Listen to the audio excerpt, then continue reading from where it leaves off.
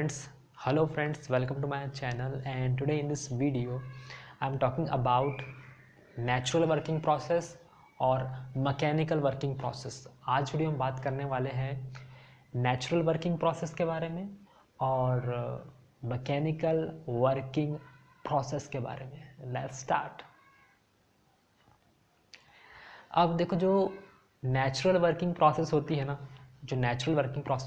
वो totally out of love होती है। यस, आप नेचर की कोई भी एंटिटी को देख लो, काम कैसे करते हैं वो आउट ऑफ लव। कोई एक्सपेक्ट नहीं करेंगे आपसे कि आपको कुछ, उनको आपसे कभी कोई चीज़ एक्सपेक्ट नहीं करेंगे कि आप उन्हें कुछ दो, लगे तो वो आपको देते हैं। ठीक है, कोई भी एंटिटी को देख लो आप।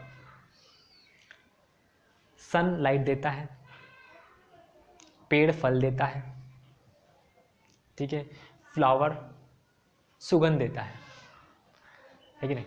सेम अब मशीन को देख लो। मशीन क्या करती है? मशीन लेने का काम करती है। जो मैकेनिकल एक्शन होता है वो बेसिकली क्या होता है, कोई ना कोई पीछे मतलब होता है। उस मतलब के अनुसार क्या करती है, पहले वो चीज़ें लेती हैं, उसके अनुसार वो कुछ उसमें फिर आपको वो जो क्रिएट करके देती है, कुछ भी मैकेनिकल प्रोडक्ट्स क्रिएट करके देती है। तो बेसिकली जो नेचर होता है मशीन का, वो लेने वाला होता है, और नेचर का जो एक्शन होता है वो देने वाला होता है। ठीक है। दूसरी बात है कि जो नेचर होता है उसके काम करने के पीछे कोई मतलब नहीं होता है। You can take any entity, ऐसे एक एंटिटी का नाम बताओ जो नेचर में मतलब से काम कर रहा है।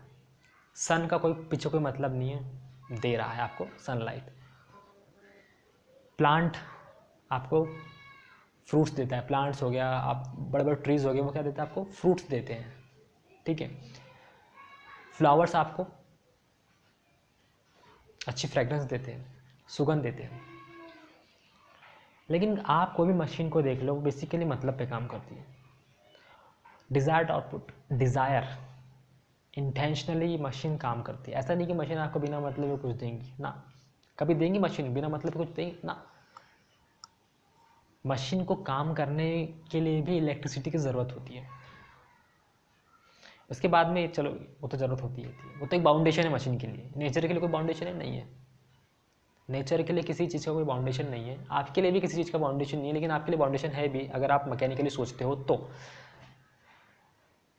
मशीन के लिए इलेक्ट्रिसिटी चाहिए, ठीक है, फिर उसके लिए आपको कुछ इनपुट्स डालने पड़ेंगे। पहले आपको इनपुट डालना पड़ेगा, तब वो देखेगा, उसके अनुसार फिर वो आउटपुट देगा आपको। काइंड ऑफ वो लॉजिकली इनपुट आउटपुट पे काम करता है। नेचर लॉजिक्स पे काम नहीं करता है। नेचर पे लॉजिक्स नहीं लगता है। नेचर की जो वर्किंग प्रोसेस है उसमें logics is not the real thing. Nature की वर्किंग प्रोसेस में क्रिएटिविटी होती है। क्रिएटिविटी कैसे? जैसे आप एक फ्लावर को देख लो, तो फ्लावर अपने आप में अलग है, सेम दूसरे फ्लावर को देखो तो वो उससे डिफरेंट ही होगा। ऐसे कितने कॉम्बिनेशंस हैं नेचर की creativity, a lot of combination. अब यहाँ पे बोलते हैं कि मशीन में भी कॉम्बिनेशन चलते हैं, वो वाले combinations, logical combinations, permutation and combination, but there is a boundation. Machine के जो काम होते हैं उसमें भी कॉम्बिनेशंस होते हैं, लेकिन वो पर्टिकुलर बाउंडेशंस होती है उसमें।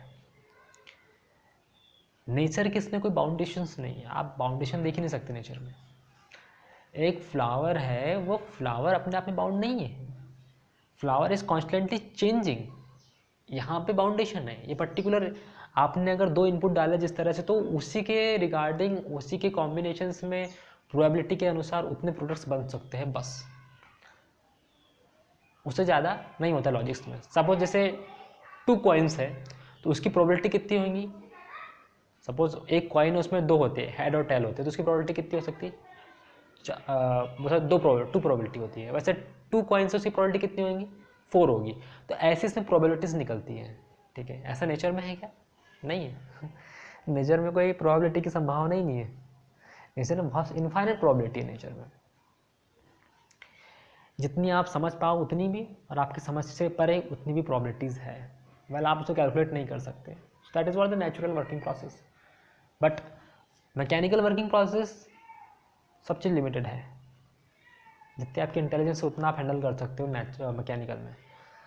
थर्ड आता है जो नेचर की जो वर्किंग प्रोसेस है, उसमें हम बात कर रहे हैं कि बेसिकली जो नेचर है ना, उसका अप्रोच है inside out approach. Whereas जो मशीन का अप्रोच है वो आउटसाइड इन अप्रोच है। आप ह्यूमन बीइंग ऐसा कोई प्रोडक्ट बना लो जिसका अप्रोच अंदर से हो।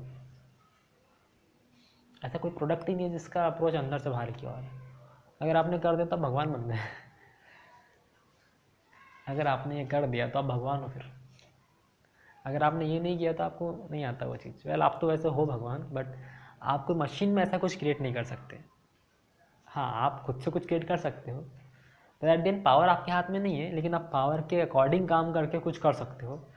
तो लोगों को ऐसा लग सकता है कि नहीं आप कुछ ऐसा काम कर रहे हो जो हमारे समझ के परे है, लेकिन एट द एंड वो पावर आपके हाथ में नहीं है, बट एट द एंड वो पावर ही आप हो। बट अगर आप ये बोलो कि नहीं मैं अपनी इंटेलिजेंस से उस पावर का यूज़ करूँ, या मैं वो इंटेलिजेंस हूँ जो उस पावर को कंट्रोल कर रहा है या उस पावर के अनुसार काम कर रहा है, तो आप गलत हो। फिर वो इंटेलिजेंस नहीं कर रही है। अगर वो इंटेलिजेंस आपकी है, वो उसके अकॉर्डिंग चल रही है, हो गया है वो काम, तो कहीं ना कहीं आपने उस पावर जो है एक्चुअल पावर, उसके अकॉर्डिंग कुछ कर दिया है या उसके अकॉर्डिंग कुछ हो गया है, जाने अनजाने में। और अगर आप ये बोलो कि नहीं मैं ही कर रहा हूँ सब चीज़, आप अपने ईगो को बढ़ा लोगे ऐसे। अगर आप बोलते कि मैं कर रहा हूँ ये चीज़, ये आपका ईगो हो गया। आपको इसके बीच का अंतर पता रहना चाहिए। Thank you.